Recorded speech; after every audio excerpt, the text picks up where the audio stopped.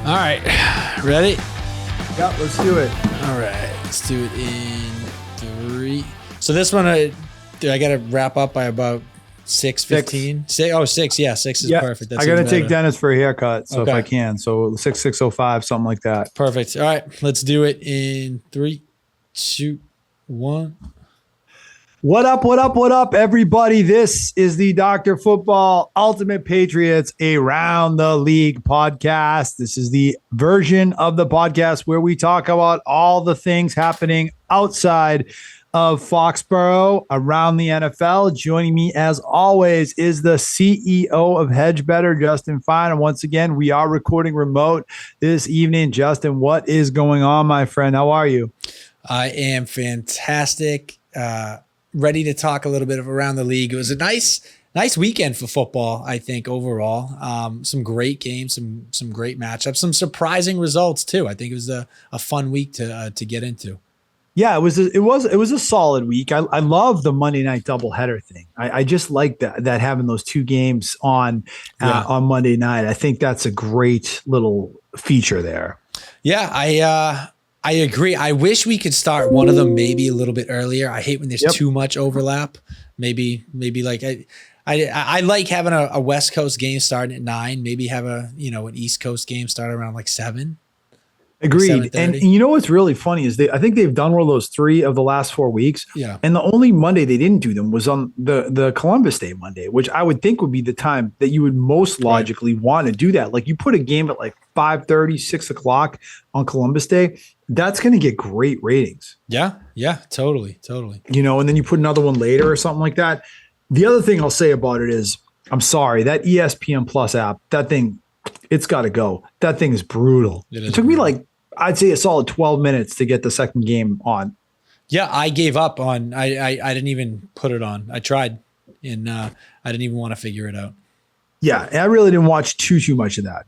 Yeah, no, it wasn't that good of a game, honestly. It was just kind of boring. Very boring. Well, we're going to get to that game. Let's start with the other game, which was a little bit better, but kind of a blowout from last night. Ravens, Buccaneers, really not as close as the score indicated. Ravens with another big win. We talked about them last week, Justin, as a Swiss Army knife. What I'm going to say after watching the Baltimore Ravens last night is that, to me, the Baltimore Ravens are clearly the best and most complete team in the AFC, if not the NFL. But there's a catch. They have this little bugaboo in their head, this little playoff thing rattling around in the back of their head. And as much as I want to buy into this Baltimore team in January and February and say that they're better than Kansas City, I don't know if I can do that because they haven't won in the postseason ever before. And the Chiefs, Reed, Mahomes, they got this Patriots type energy thing going on where it doesn't matter how limited they are in the regular season. You cannot count them out in the postseason. I think that it's intriguing to see if the Ravens can finally win in January this year. That's, to your point, is the biggest monkey on this team's back. Look, we've seen them dominate the regular season before. This is nothing new. Now, will I say the composition of this team is slightly different? Yes, like having the dual threat, the Derrick Henry element. I can't remember the last time they've had a running back like him, to couple with Lamar Jackson. They get some really good weapons, a super solid defense. I mean, they're just very, very good top to bottom, but we've seen this team run through the regular season before and then just completely fall flat on their faces in the playoffs. Yep. So that is really the challenge. Like, to me, everything in the regular season is just all fun and games. I don't think it matters at all unless this team shows that they're ready to take a big step forward in the postseason. And, we're seeing, I think, arguably the best Lamar Jackson we've ever seen this year, which is really saying something for a guy that's won 2 MVPs. But I'm sorry, until he goes out and proves to me that he can do it in January through the gauntlet, through Kansas City, Buffalo, to get to a Super Bowl, I just can't buy in. Yeah, I can't buy in either. This team not only has to win in the playoffs, I need to see them beat Kansas City. I need like a Chiefs Ravens AFC showdown. I don't care where it is, but I need to see like an AFC Championship game where Lamar Jackson, the Ravens, come out on top. Like that's what I was waiting gonna for. say. I think the Chiefs and Ravens they already played obviously in opening week. Yeah. So in the Chiefs won, but even if they had won that game, would that have given them any credibility? In the playoffs? That wouldn't mean anything to me now. It wouldn't mean anything, right? Because No. it's a psychological thing. It's a very Buffalo like. And look, when the Patriots were dominant, Justin, how many teams did they get into their heads, right, and kind of rattle around? The Chargers, the Steelers, the Colts, maybe the Broncos a little bit here and there, the Jets here and there. Okay. They had this thing, this energy where they would psych teams out, and the game was almost over before it started. The Chiefs kind of have that mojo right now. They do 100%. And the funny thing is, we're sitting here talking about, no matter what happens to the Chiefs in the regular season, they're always going to be ready to play come the playoffs. We're talking about the best team in the regular season right now, undefeated, the only undefeated team in football. Absolutely. Let's talk a little about that Chiefs team, Justin. They're 6-0. They haven't looked great. They're doing it with defense. Patrick Mahomes' passing stats are awful. I believe he's throwing as many interceptions as he has touchdowns, which is 6 touchdowns, 6 interceptions. His QBR rating was awful. And San Francisco, he threw 2 interceptions. At times he looked bad. But when they really needed him to make a play in that game in a couple key spots, he was able to. Do you think this Chiefs team has it this year like they have in previous years? I do, man. I do. Like I really do. And it's because of what you just mentioned. It's that defense, right? Like we know Patrick Mahomes and Andy Reid will find a way to put up points. They'll find a way to compete and stay in games. If you could have a killer shutdown defense like they do right now, I mean, that's scary. And that was the recipe for them last year, and it's the recipe again for them this year. Yeah, if you're a Chiefs fan, you have to hope that you have to feel great about being 6-0 and you've gotten crap from your offense. And if I'm a Chiefs fan, what I'm saying to myself is, we have this terrific defense. It's carried us for 6 weeks. At some point, Patrick Mahomes in this offense is going to figure it out and at least get a little bit better. And we're going to be a very formidable team coming down the stretch. Exactly. Okay, Justin, let's talk a little bit about the other game last night, the Cardinals and the Chargers. Did you watch? You said you didn't watch any of that game, right? I watched the highlights of it. A little bit. I watched the highlights. Were there highlights? I didn't know. Were there any actual highlights? Well, it was more like a combination of highlights and lowlights, mostly lowlights. But there was a couple of interesting plays. I mean, but nothing crazy to speak of. It was not a good game. Are you surprised? Because I am, at how bad the Chargers offense is. And I get it. Like they traded away some of their weapons. I didn't think they would be as good as they've been in years past. They're outright bad on offense. Justin Herbert is having his worst year statistically, looks awful. Have to say, I had him on my fantasy team, traded him for T. Higgins last week. Nice. Kind of feel bad because I feel like I sold someone a bad product, like Justin Herbert sucks. And this year so far, and this Chargers offense is just like terrible. Well, look, I'll tell you, I don't think it's rocket science. Look at this Chargers offense. Like you said, they got rid of Keenan Allen and Mike Williams, completely rebuilding their weapons, right? And Justin Herbert is coming off of another foot and ankle injury again this year.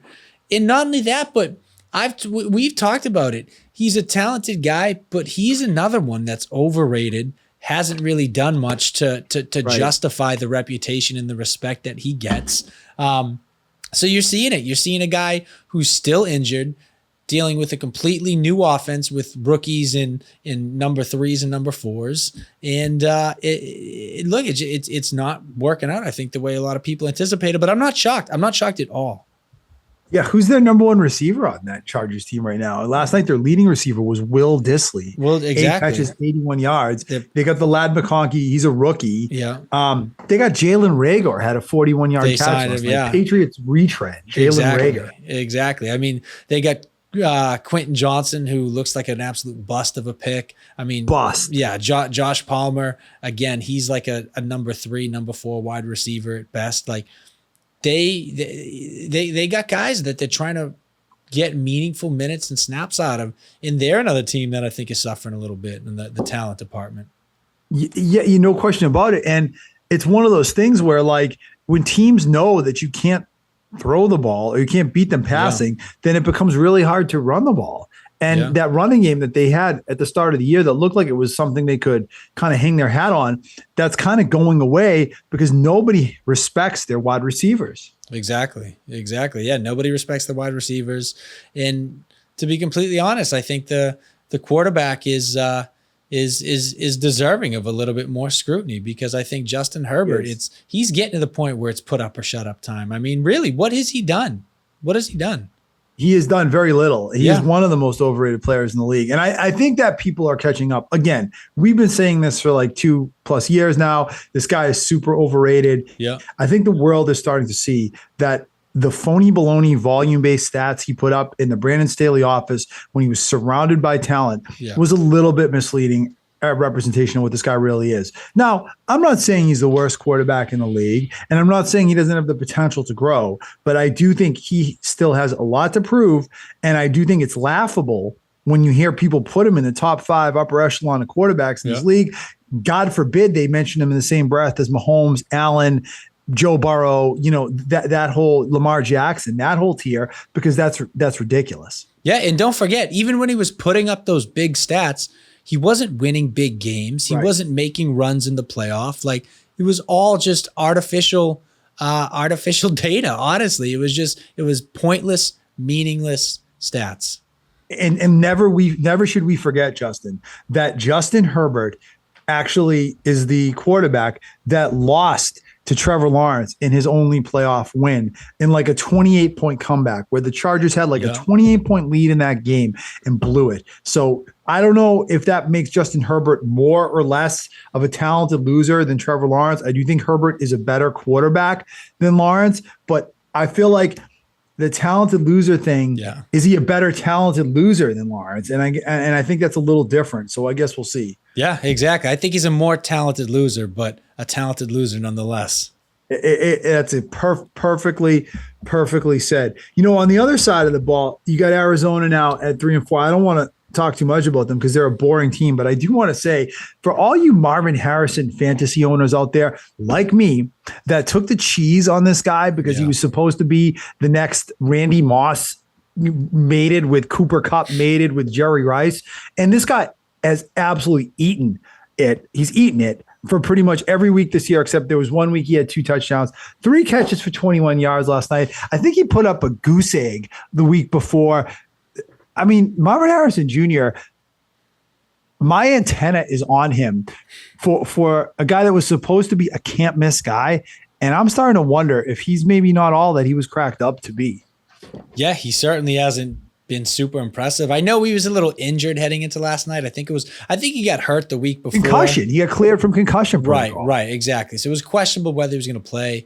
But yeah, he has been super underwhelming. Like you said, really one noteworthy game, and the rest of it has just been super underwhelming and underperforming. So yeah, I think the spotlight's starting to get put on him a little bit. I think, especially when you see some of these guys like Malik Neighbors lighting it up. MHJ, he's got to step up. I know, and a lot of smart draft people were saying Neighbors was the better prospect than Harrison. There was a couple of them that said that. And, I think, was it the name? I don't know. I thought with Kyler Murray and some of the talent on that offense that Harrison could really just plug in and would hit the ground running like we've seen so many of these wide receivers do over the last couple of years. And it is just absolutely not happened. It has been very frustrating. And that's why I traded for T. Higgins, by the way, because if Harrison, doesn't figure it out, he's going to find his way on my bench. I'm sure many fantasy owners will say the same. Yeah. All right. And then one last little note about this game. Chad Ryland, Justin, now has one more game-winning kick this year than the Patriots have wins. Ryland nails, I think it was a 40-something yard field goal to win this game for the Arizona Cardinals. It's his second game-winning kick of this year. Just rubbing his nuts on the Patriots' face, winning 2 games like that. Brutal. Yeah, I know. But that's one thing though, when we were talking about the Patriots special teams last year, the coaching, all that stuff. the kick is just the kicker. I mean, the kicker's got to go out there and make kicks, and he didn't do it with us. I think he got the rust out, and I think he got the pressure off him a little bit. I mean, he came in as a high draft pick as a rookie, and now I think he's kind of just blending into the background in Arizona. He's able to just kick without worrying too much, maybe. Yeah, I don't know what it is. I mean, he did nail a game-winning kick. Was it twice last year? I mean, as bad as he was, whenever he was put in the situation of having to drain a game-winning kick, he actually did it. That's why the Patriots were drafting 3 instead of 2. Right. Yeah. No, I mean, yeah, I just, yeah, I don't know. I hate to see him go somewhere else and be successful when he's a guy that you wasted draft capital on. But look, I mean, I'm sure to give it time, maybe he'll fall apart. Maybe he's a big kick guy, not a consistent kick guy. Yeah, maybe. And maybe the situation was just so toxic here, it drags everyone down. Yeah. Maybe that's what it is. All right, let's talk a little bit about the what I think was one of the games of the week last week, Detroit Lions versus the Minnesota Vikings. Huge game in Minnesota. The Detroit Lions, America's team, and the team that I'm rooting for. And I think a lot of football fans in New England and around the country are rooting for Detroit now that we know the Patriots are just obviously completely out of it. Who would you rather see win than Detroit? I honestly think that would be the best story. They now hold the number 1 seed in the AFC, Justin, the Detroit Lions. Are they the best team in the NFC? If they make a move for a Myles Garrett or a Max Crosby, look, the way they just lost Aiden Hutchinson, that might not have shown up this last week, but that's going to show up. That's going to show up in the playoffs against a really good offense. That's going to show up in big games. You need to replace that. But I think they are one move away from being the best team in the NFC. Is it going to show up in the playoffs? Look at that NFC and the teams they might have to face to get to the Super Bowl. Okay, the NFC playoff field right now has no Dallas, no Philadelphia, even Atlanta's out. You got Seattle, Tampa Bay, a couple other soft teams. All the other 3 wildcard teams are from in their division. Why couldn't Detroit win 2 playoff games if they get the number 1 seed and then get Aiden Hutchinson back for the Super Bowl, which doctors say is possible? This isn't my expertise, but that's what they're saying. And still win it all with Aiden Hutchinson out for most of the year. I mean, I guess in theory you could, but I think it's a lot more difficult. And look, you're going to probably be going up against either like a Mahomes, a Lamar Jackson, a CJ Stroud, a Joe Burrow. Like, if you don't have that containment, that pressure off the edge, good luck. Good luck against those guys. I will say that, wouldn't it be like amazing if Detroit got a Myles Garrett or they got, a Max Crosby at the trade deadline? Like, I think that's what you do when you're a team like Detroit. Well, I mean, we know the window closes fast in the NFL. Look what happened to Buffalo or Cincinnati right now struggling. Detroit is right there. They really should have made the Super Bowl last year. They really blew that game in San Francisco. They look like they're going to be right back in it this year. The NFC is as wide open as I can ever remember it. Detroit Lions, if you are ever going to make a gutsy move and bring in a guy that you mortgage the future for a little bit to get you over the edge, this would be that year. Yeah, it would be. And you talk about some of the teams, like we were talking earlier about like the Jets going all in, like some of these teams that are going all in, like that really are just putting, Band-Aids on a gaping wound at this point. Like the Lions are a team that could seriously benefit from going all in and maybe adding another asset or 2 at the trade deadline. Yeah. And I mean, it could be the difference between a Super Bowl and not. I think the Lions should, they have not ever made a Super Bowl. They have not only not won a Super Bowl, they never even made a Super Bowl. Think how spoiled we are in New England, where we've been to 10, I think 10 Super Bowls, if I'm not mistaken, or 9, including, let me take that back. We've been to 9 in the Brady Belichick era, right? And then they were in 2 others. So the Patriots have been to 11 Super Bowls. Yeah. And the Lions have never been to 1. Yeah. So it's time to just put all your chips on the table if you're Detroit and go for it and get whoever's available, because This is their year. I mean, a couple other thoughts about this game. Jared Goff is off the charts right now. He's not even throwing in completions. He's throwing like 18 for 21 every week. Yeah. Yeah. The guy is just next level. And look, going into this year, everyone was saying, Jared Goff his big thing is he heats up in a dome. He's his best in a dome. And I think the Lions had like 2 games in their schedule this year that weren't in a dome, right? So you're getting the Where's best the Super Bowl this year? in a dome. It's in a dome. And if they get that number 1 seed, Exactly. Yeah. So I mean, look at that.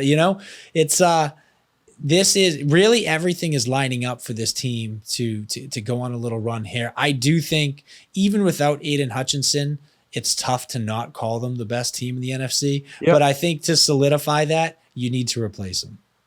Yeah, agreed 1,000%. And I love the creativity they show on offense. The other thing to love about Detroit, they're the most creative team.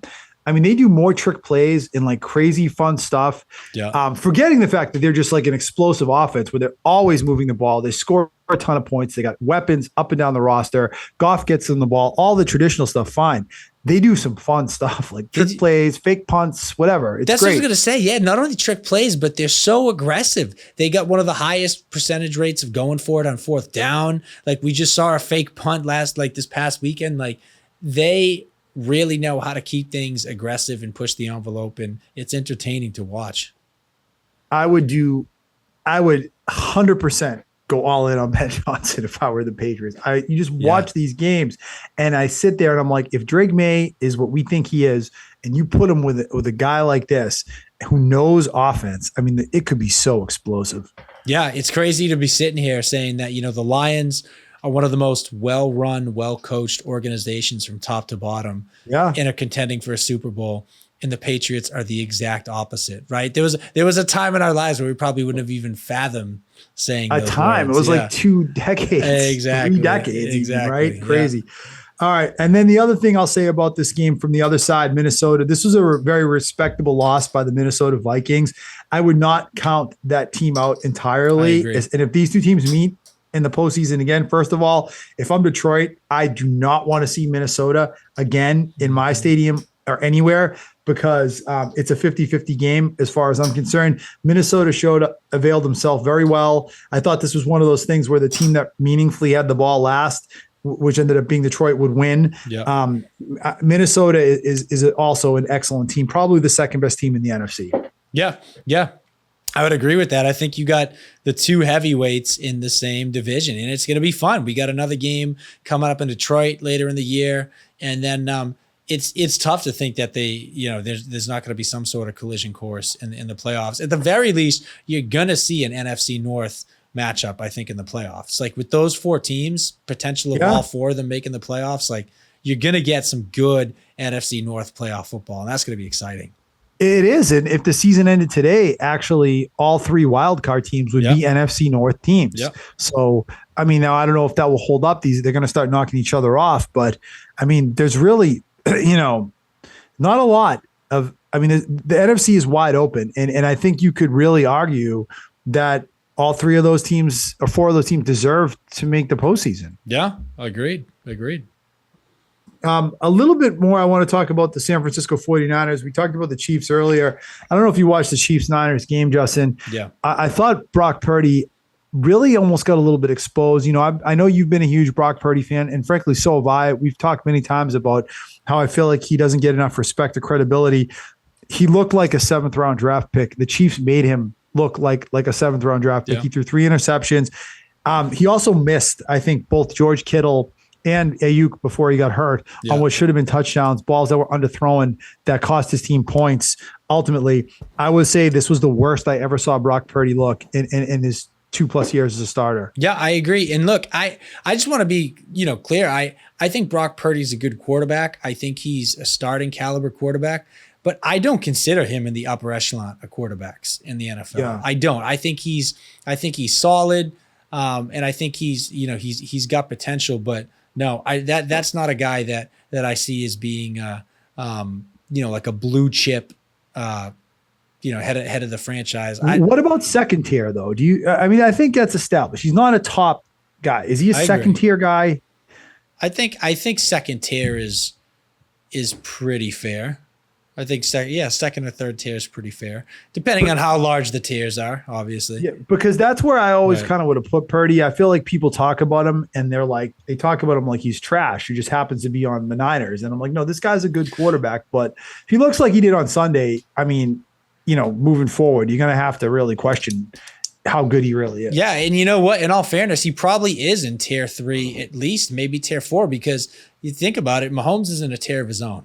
Mahomes sits atop the pyramid, and then you got the Josh Allens, the Lamar Jacksons, the Joe Burrows, right? And then I think Purdy probably slots in somewhere after that.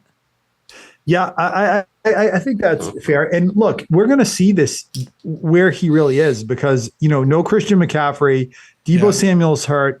Ayuk is now out for the year, and I don't know if Kittle is quite the same player that he's been in some previous years. So I think now you're going to really see a situation where Purdy, if you are what we think you are, then you're going to have to show it without having all that talent around you. Yeah, and the Niners are under 500. Right. This is a team that we talked about. It's funny. We talked about them after the beginning of the year, and they came out and they were looking really good.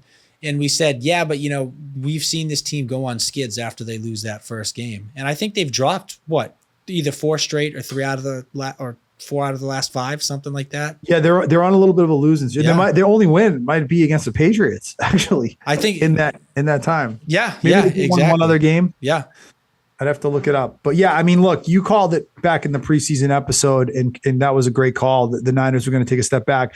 I think right now they're like the 9th or 10th seed in the NFC. So they're actually a couple games out of that last wild card spot. And with their injury situation being what it is now, I mean, I think they're really playing for their season over the next 2 or 3 weeks. I agree. Yeah.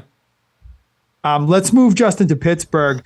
The Steelers made the move to Russell Wilson on Sunday night. A lot of people questioned it. I don't know. They won a big game against the Jets. They were down in that game in the third quarter and really kind of came on with like 20 something unanswered points in the second half of that game. I don't know if this totally validates the decision. How do you feel about this whole Russell Wilson Pittsburgh Steelers situation moving forward? I think they're interchangeable. I know they're like slightly different quarterbacks, but I think it's interchangeable in terms of your chances of winning. Like, you don't think it looked a little better with Russell Wilson? Maybe a slight difference, but I don't know. I'm going to need to see more out of Russell Wilson, to be honest. I don't think that's enough to definitively say one way or the other. All we heard all season was how great this, Jets defense has been. And I mean, I thought that Wilson hanging 265 yards, 2 touchdowns, no interceptions, hit some big passes downfield. I think that's an element that Pittsburgh has by and large been lacking. But just interestingly enough, as we kind of watch this all play out, right? Pittsburgh's high total for passing yards for the season was not Sunday night. It was actually against the Colts a few weeks ago. Justin Fields in a loss threw for 312. He also threw for 245 in a win against the Chargers. So, it's going to be, I guess, it's really, it was a big gamble to go to Wilson. And I think it remains a question if that was the right decision. I agree. Exactly. The verdict, I think, is still out. We have to see what happens. I need to see more of Russell Wilson and how he jives with this offense. And the Steelers now 5-2, right? 5-2. No one expects that team to do that much. They have a cupcake at home next Monday night with the Giants coming into Pittsburgh. They really should be 6-2, right? I mean, for a team that none of us are really talking about as a contender, 6-2 is nothing to scoff at. Especially when you got a defense like that. Right. And that's just it. If Wilson or Fields or whoever can just come in and not turn the ball over and hit an occasional pass downfield, that defense is the real deal. Exactly. Let's talk a little bit, Justin, about your Cincinnati Bengals and Joe Burrow, a team no one is talking about. They've won 2 games in a row now. They are very quietly at 3-4, and they are 1 game back from a playoff spot and lurking at the 9 seed. There's just 7 teams make the playoffs. So now remember that. So Cincinnati is very, very quietly hovering into getting back into this thing. Yeah, and honestly, I was never really that worried. Just go back and look at this team the last 3-4 years. Like that is their MO. Start the season slow, significantly under 500, claw their way back in the rest of the year and eke into the playoffs. And I mean, look, this team is just starting to round into form, right?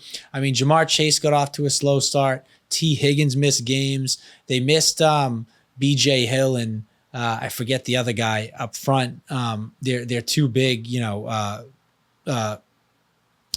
defensive linemen in the middle.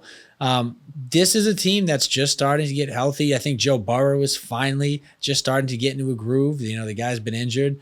I think this Bengal team is dangerous, and I think they hand it to Philly at home this weekend. Yeah, I mean that Philly team is still really not impressing. No, me I think neither. anyone at all. Barely eking by. This week they beat who this week? They beat the Giants. The Giants. Oh, yeah. They crushed the Giants this They did, week. but the Giants are in disarray. Exactly. 2 weeks ago they eked by a pathetic Cleveland team. The Browns, yes. Right? Yep. They eked by a pathetic New Orleans team a few weeks before that. Yep. I feel like there's still a lot of disarray in that Philadelphia locker room. It's just been quiet lately because they have been creeping by. But I agree with you. This is a spot, I think, to look at that number. I don't know what the spread is, but I'd be looking at taking the Bengals in that game. Definitely.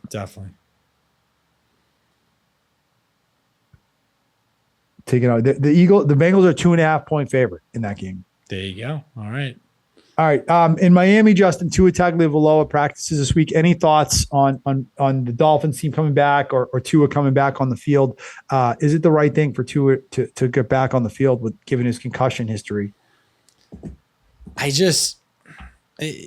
this point, I just feel like, what good is it? Like, I feel like the Dolphins, it's going to take a miracle for them to be playing meaningful football late in the year, right? Like the Dolphins are the same. Am I wrong? The Dolphins are same record as us. No, they're 2-5. 2-5. Okay. Sorry. 2-5. But even at 2-5, it's going to be very difficult for them to claw their way back into this. I feel like you almost rather maybe give Tua the rest of the year and just get him healthy. I don't know. Like it's a judgment call, but I think it'll make Miami obviously better the rest of the year, but I'm not worried about this team as a threat in the playoffs or anything like that. I think it's kind of interesting, but with the 7-team playoff field, clearly a lot of these 2-5 and 3-4 teams feel like they're very much still in the race, whether that's right or wrong. Right. And you're right. I mean, if you're 2-5, why risk putting Tua out there, even if he does want to play again, which I get and I understand, and I think it's his choice. He clearly understands the risk. He knows what he's doing. He's a grown man, and he wants to go. And I think that's his prerogative, in my opinion. But all that said, maybe you do take the year off this year just because, what are you playing for if you're Miami? But at this point, exactly. I think you give him the rest of the year to rest and get his body right. But look, I'm sure he'll be back out there. I'm sure it's killing him, especially given how bad Miami's been so far. Miami's been super tough to watch, especially fantasy owners. You guys, Tyreek Hill, Jalen Waddle. I mean, if you got those guys, you're banging your head off the wall. I believe Tyreek Hill was the number 2 pick in my draft. Yeah, first receiver off the board in mine. Yeah, which is crazy, and I mean, to think and how bad that Miami team has been. Justin, I believe if the season ended today, the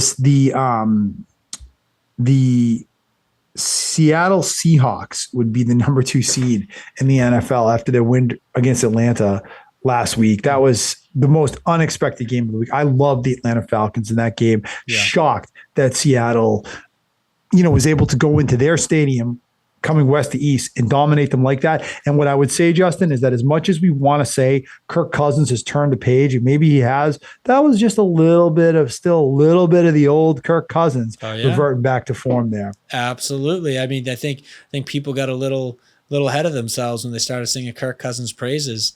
That's a good Falcons team, but they are still capable of blowing big opportunities, which that was one of them. That was a big opportunity. Falcons could have been 5-2.